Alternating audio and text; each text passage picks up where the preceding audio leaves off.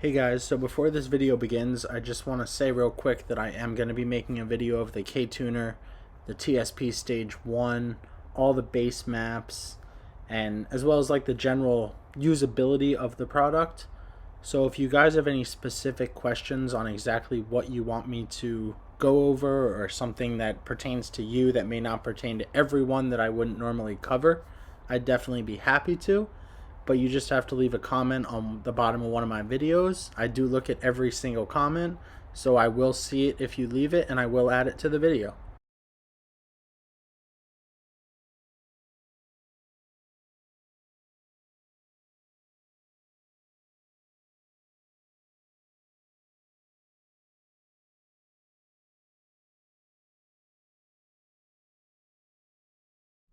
Hey guys, so today's video is a little different.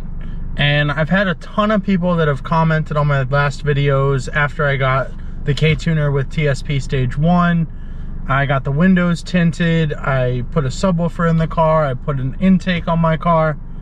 And in the realm of the modding world and like modifying your cars, I've done almost nothing to my car. I mean, you can get exhaust kits, you can get body kits, you can do engine work, big turbo kits. There's so many things that you can do to modify your car, but this video is about should you do any of those things. And for every person, it's going to be different. So for me, I know I really didn't want the K-Tuner in the beginning. This car is leased, and if something happens to it after I put a tune on it, then that's on me. And I'm not in a position where I can afford to just drop $4,500 on a new engine for this car.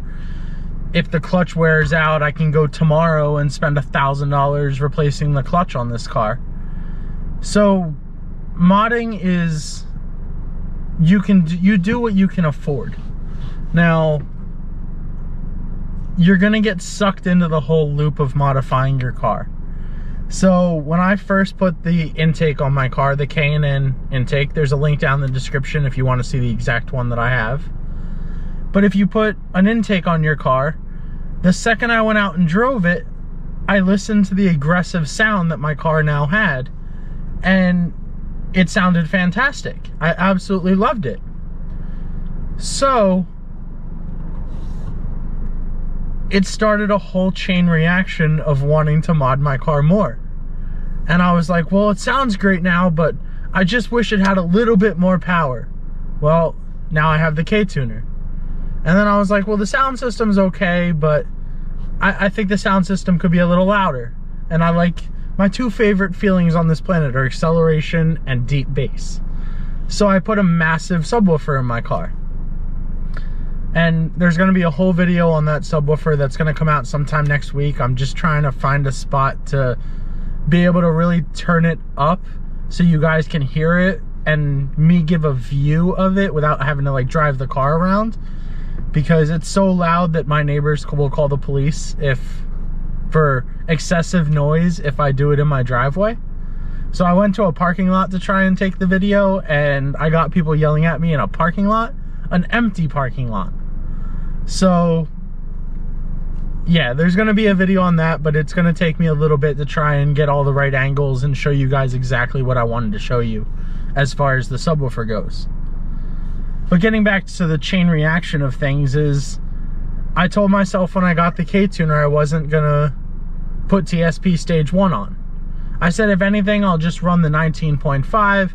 It's a little better than stock, and I'll be happy with that. Well, I put that tune on it. That lasted about 10 minutes, and I went, let's see what the 21.5 can do. And then right after that, I was like, let's see what the 23 can do. Then right after that, I went up to TSP Stage 1 and went to map 3. And I've decided that as much as I want to, I can't run map 3 for TSP Stage 1 on this car all the time. So I'm running it on map 2, but I leave the TSP Stage 1 tune on my car. And so you guys got to put a lot of thought into what you want or how much you are able to spend. Think that If you buy a brand new car, it comes with an awesome warranty. If anything happens to it in the first, for this car, it's 3 years, 36,000 miles. Well, by doing these modifications to it, if something happens to the car, I'm screwed. I'm absolutely screwed. So people don't really think about that. I had someone comment on my last video and a few other videos actually. It's mostly the same people that are saying, well, I just got a car and I'm tuning it, I'm putting an exhaust on it, I'm putting an intake on it, and it's gonna be awesome. But I guarantee you most of those people are forgetting about the fact that when you modify your car, you're putting more stress on it and it's not gonna run exactly for as long as it would have from the factory. From the factory, they do their testing, they know exactly what the car can handle over the long run, and they sell you a good quality product. When you're telling the turbo, the little tiny turbo in my Civic Si, that you want it to spool faster and make more boost, well, now you're putting a lot more strain on the engine, on the pistons, on the rods, on the turbo. You're putting a lot more pressure all over the car. So it's something to keep in mind that, yes, it was designed to last for a decade in the factory specifications, but once you make it work harder, that number is going to be cut way down. So at this point in time, like, because I'm running a tune on my car, I started saving up to get a new clutch. And that way, I'm going to use this clutch for as long as possible. And then when the time finally does come to replace it, I'll have the money to put a new clutch in. Different story about the engine. If anything happens to the engine, I'm absolutely screwed. So you modify your car to what you can do.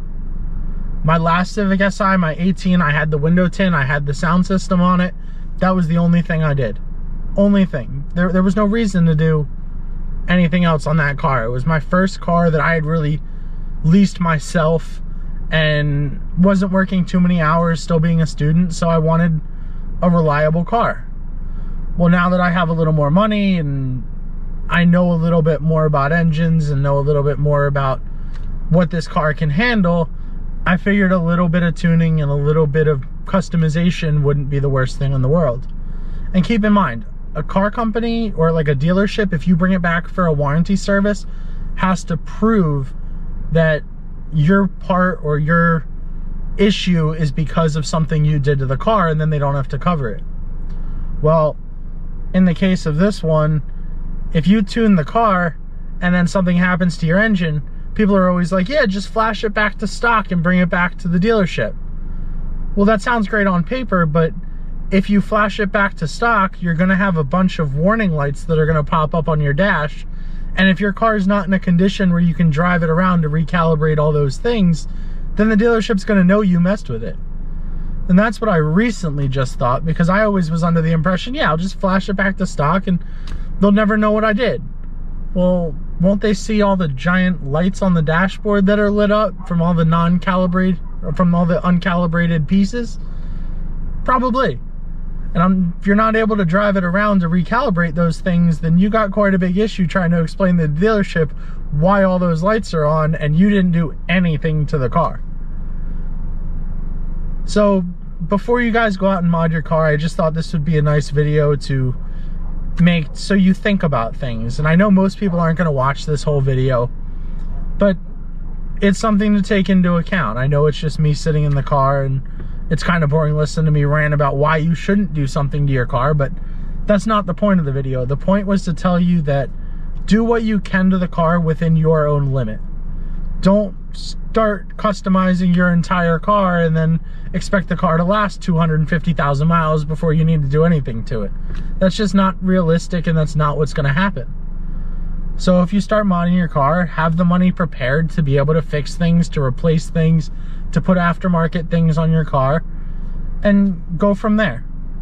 So if you guys have any questions, comments, anything like that, I'd love to start a discussion down in the comments about what you guys think of modding a car and the prices of modding a car and what it really costs. Because yeah, tuner's $600, but a new clutch is going to set you back at least $1,000 including installation. So, and you could be replacing the turbo after 60-70,000 miles. Who knows how long the turbo is going to last running TSP stage 1. So what do you guys think about that? Let me know down in the comments.